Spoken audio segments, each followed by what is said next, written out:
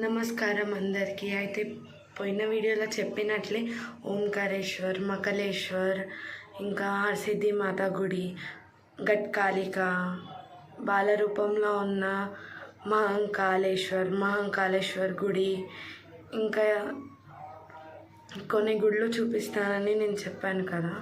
Let's start our video. అలాగే ఒక్కొక్క గుడి చరిత్ర కూడా నేను చెప్తాను.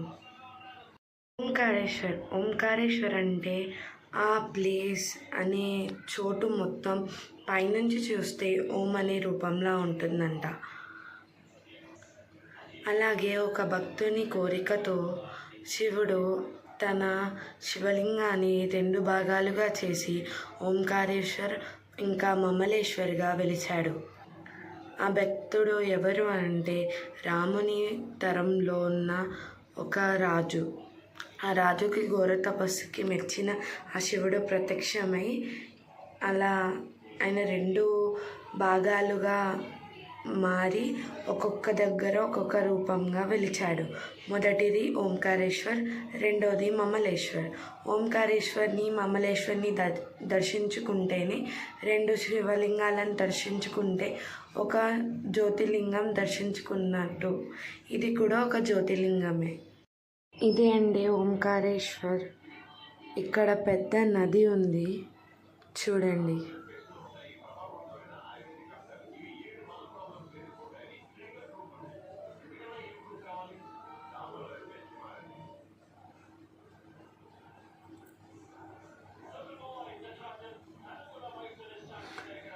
ఇక్కడికి ఓంకారేశ్వర్కి వెళ్ళడానికి మనం బోట్ లేదా పైనున్న బ్రిడ్జ్లో వెళ్ళాల్సి ఉంటుంది. ఇదిగోండి, ఇదే ఓంకారేశ్వరం. ముందట కనిపిస్తుంది చీల్చినట్టుగా. ఇప్పుడు ఆ శివలింగం లాగా అర్థమవుతుంది. ఇది